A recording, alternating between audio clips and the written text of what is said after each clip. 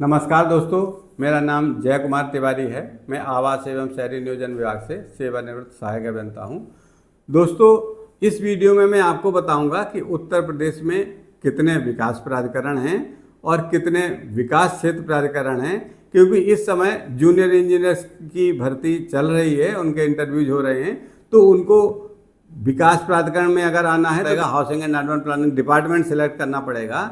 काफ़ी हमारे ऐसे एप्लीकेंट्स हैं जूनियर इंजीनियर के लिए, उनके मेरे पास मैसेजेज और फ़ोन आते रहते हैं, सर ये बता दीजिए कि कौन सा डिपार्टमेंट अच्छा है, कौन सा सरकारी है, किस में जाएँ, कौन से में क्या काम होता है, कैसे प्रमोशन होता है, कितने समय में प्रमोशन होता है। तो इन सब के बारे में विस्तार से मैं बात नहीं करूंगा, लेकिन शॉर्ट में बताऊंगा ताकि सारे हमारे जूनियर इंजीनियर्स के जितने भी भाई हैं आना चाह रहे हैं प्राधिकरणों में, इंटरव्यू के माध्यम से पब्लिक सर्विस कमीशन से हुआ है, तो वो समझ पाएँ शॉर्ट में कि इसकी क्या विवेचना है और विकास प्राधिकरण में अगर आना तो कौन कौन से विकास प्राधिकरण इस समय प्रदेश में कार्यरत हैं।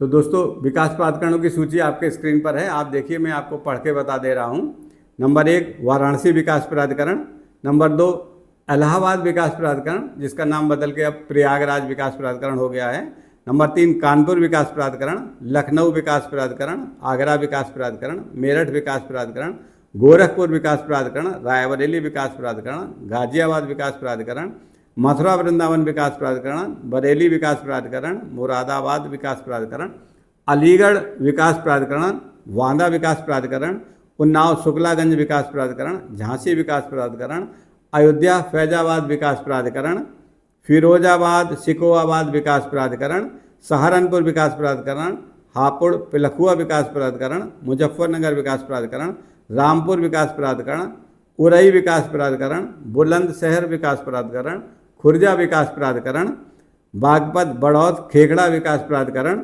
और आजमगढ़ विकास प्राधिकरण। ये 27 विकास प्राधिकरण उत्तर प्रदेश में कार्यरत हैं। इसके अलावा 5 विशेष क्षेत्र विकास प्राधिकरण भी हैं, जिसको स्पेशल एरिया डेवलपमेंट अथॉरिटीज़ कहते हैं। तो ये भी सूची आपके सामने है। इसमें मिर्जापुर विंध्याचल विशेष क्षेत्र विकास प्राधिकरण है, कपिलवस्तु विशेष क्षेत्र विकास प्राधिकरण है, चित्रकूट विशेष क्षेत्र विकास प्राधिकरण है, शक्तिनगर विशेष क्षेत्र विकास प्राधिकरण है, कुशीनगर विशेष क्षेत्र विकास प्राधिकरण है और कुछ और विकास प्राधिकरण वर्तमान में सरकार के विचाराधीन है, जिन पर निर्णय जल्दी हो सकता है, ये संख्या बढ़ सकती है। तो दोस्तों, ये कुल सूची थी 27 विकास प्राधिकरण और 5 विशेष क्षेत्र विकास प्राधिकरणों की। अब मैं उन जूनियर इंजीनियर्स के अपने प्रतिभागियों से बात करना चाहूँगा, उम्मीदवारों से बात करना चाहूँगा, जिनका कि पब्लिक सर्विस कमीशन के रिटन टेस्ट में हो गया है और इंटरव्यू के माध्यम से उनको विभागों का चयन करना है, किस विभाग को हमें लेना है, ऑप्ट करना है। तो दोस्तों, उन सभी जो जूनियर इंजीनियर्स के सफल कैंडिडेट्स हैं, उन सबको बहुत बहुत बधाई, बहुत बहुत कंग्रेचुलेशंस। आपने इतनी कठिन परीक्षा पास की है, पब्लिक सर्विस कमीशन से पास होके आए हैं। इतनी कठिन परीक्षा पास करके आप सफल होकर इस स्टेज पर पहुँचे हैं कि अब इंटरव्यू के माध्यम से आपको विभाग चयन करना है।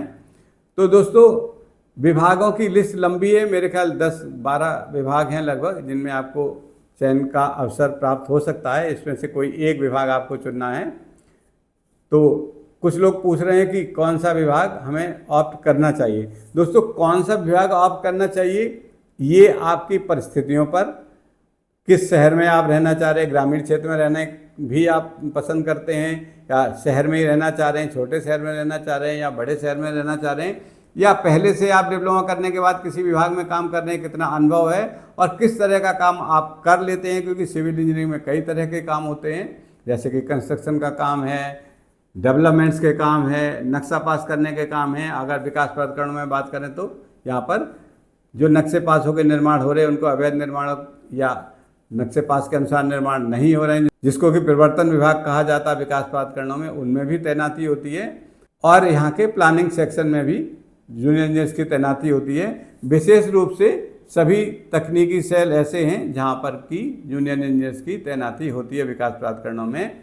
तो आप अगर अच्छे शहर में रहना चाह रहे हैं, क्योंकि विकास प्राधिकरण सारे अच्छे शहरों में ही हैं, तो आप विकास प्राधिकरण का चयन कर सकते हैं। यहाँ पर आपको भवन के निर्माण, कॉलोनी के डेवलपमेंट से संबंधित काम और नक्शा पास करने का काम, परिवर्तन संबंधी काम विकास प्राधिकरणों में होते हैं।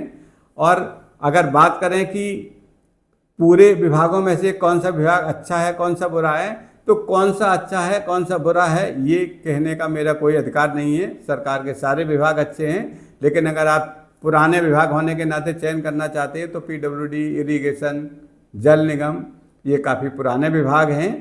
तो मैं विशेष जोर देकर किसी विभाग के बारे में नहीं कह सकता हूं कि ये विभाग अच्छा है। आपको अपने विवेक से, आपको पुराने काम के अनुभव से ये तय करना है। लेकिन अगर आप विकास प्राधिकरण में आते हैं तो मैं आपकी जो भी हेल्प कर सकता हूं वो करने के लिए तैयार हूं। हो सकता है विकास प्राधिकरण में आने वाले जूनियर इंजीनियर्स की और उत्तर प्रदेश आवास एवं विकास परिषद में आने वाले जूनियर इंजीनियर्स की भविष्य में ज्वाइनिंग के बाद होने वाली विभागीय जो ट्रेनिंग है, प्रशिक्षण है, उसमें मैं एक बार दोबारा से आपके सामने मुखातिब हो सकता हूं और आपको ट्रेनिंग दे भी सकता हूं अगर सरकार ने मुझे ट्रेनिंग के लिए नियुक्त किया है। क्योंकि पहले हमें सरकार बुलाती रही है और मैं विकास प्राधिकरणों के और उत्तर प्रदेश आवास एवं विकास प्राधिकरण के जूनियर इंजीनियर्स को और असिस्टेंट इंजीनियर्स को जो नए भर्ती होकर आते हैं, ज्वाइन करते हैं, उनको मैं ट्रेनिंग देता रहता हूं समय समय पर। तो हो सकता है आपके लिए भी मैं समय निकाल पाऊँ। अगर सरकार ने मुझे बुलाया तो मैं ट्रेनिंग में अवश्य आपके सामने रहूँगा। दोस्तों, इसी सूचना के साथ ये वीडियो यहीं समाप्त होता है। अगले वीडियो में किसी महत्वपूर्ण दिन पर फिर आपसे चर्चा करेंगे। नमस्कार।